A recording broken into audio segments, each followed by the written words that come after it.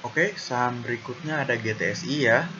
Untuk GTSI selama masih di atas 59 sebetulnya masih oke, tapi kalau jebol 59 lebih baik keluar dulu karena dia berpotensi untuk menuju ke 55 bahkan ke 50. Gitu ya. Itu untuk GTSI. Sahamnya lelet banget ya, jadi ya harus sabar-sabar aja lah untuk GTSI. Hari ini ada distribusi kuat dari RO. Lalu kita cek satu bulannya masih cenderung ada uh, akumulasi sedikit sih. Ini lebih ke ya hampir netral lah. Tapi di sini dia ada EP beli banyak ya, cukup banyak 1,2 M. Oke. Untuk GTSI ya harap-harap bersabar aja karena dia saham melelet ya, kelihatan dari bentuk candlenya. Lalu setelah itu ada SLIS. Oke, untuk SLIS juga kemarin saya bilang juga ya di video selama masih di atas 254 masih oke dan dia mantul di 254 ini. Nah, untuk si SLIS masih sama kok ya, selama masih di atas 254 masih oke, tapi kalau jebol 254 lebih baik out dulu karena dia berpotensi untuk menutup gap yang ada di sini ya di 204. Gitu. Itu untuk SLIS. Lalu kita cek Broxung-nya. Hari ini ada akumulasi ya. Akumulasi lemah. Lalu kita cek satu bulannya masih cenderung distribusi cukup kuat. Oke, itu untuk SLIS. Setelah itu ada AISA. Untuk AISA hampir mengenai target penurunannya. Ini agak kurang naik ya garisnya ya. Kalau kita agak naikin ke awal dia breakdown di sini. Nah, ini beda satu tick saja ya target penurunannya dan ini sudah tercapai ya. Bisa dibilang sudah tercapai target penurunannya. Untuk AISA kalau saya boleh saran, boleh buy on breakout 179. Nanti taking profit pertamanya di 185, setelah itu ke 190. Gitu. Itu untuk AISA ya, boleh buy on breakout aja. Lalu kita cek Broxung-nya hari ini masih cenderung distribusi lemah. Lalu kita cek akumulasi lemah. Lalu kita cek satu bulannya masih cenderung distribusi lemah. Oke, itu untuk AISA ya, boleh buy on breakout. Lalu ada ASHA. Untuk ASHA, tunggu, ini sepertinya masih mau turun untuk ASHA ya. Ini kita tarik garis aja ke sini. Nah, dia mantul di area resistance-nya ketika di awal pertama kali breakout. Selama masih di atas 166 masih layak untuk dipantau.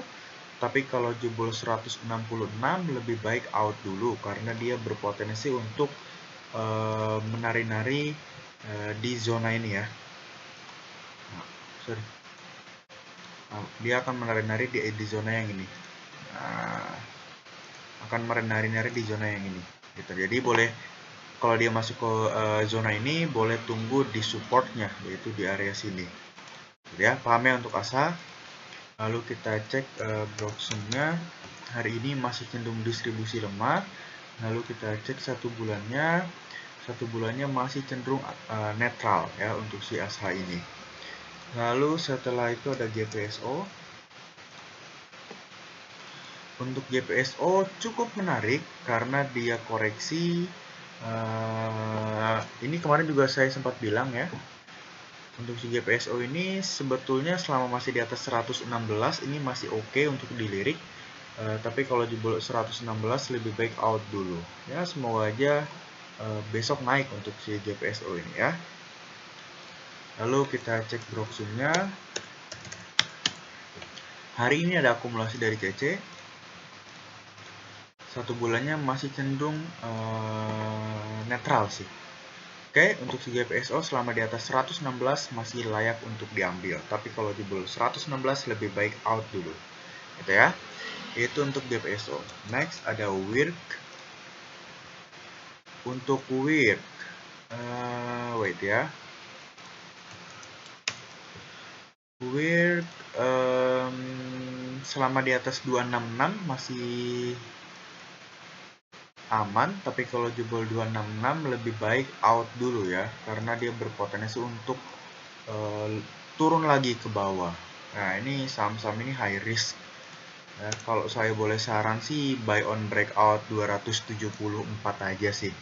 Ya, buy on breakout 274.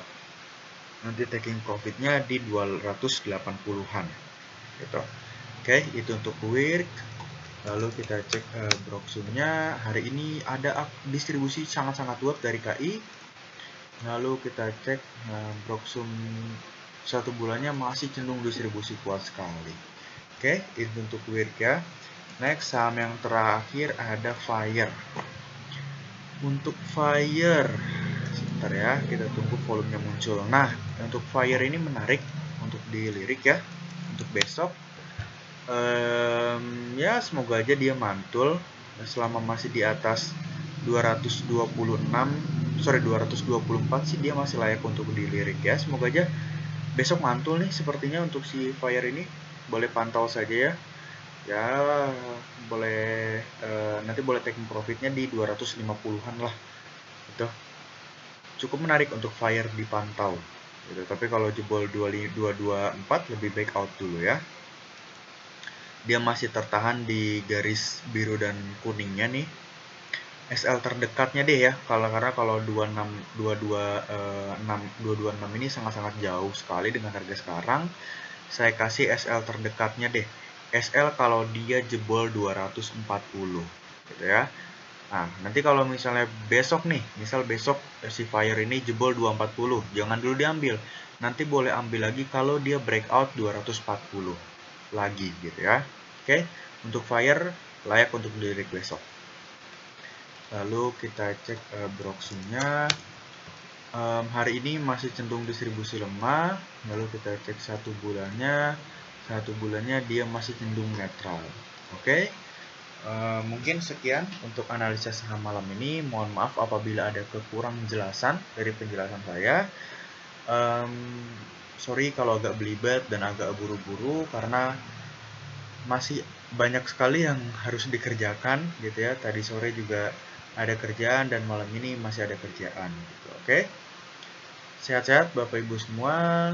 Oh iya, yang mau ikut kelas boleh langsung chat @ngat aja ya di Telegram. Sudah di tag kok namanya.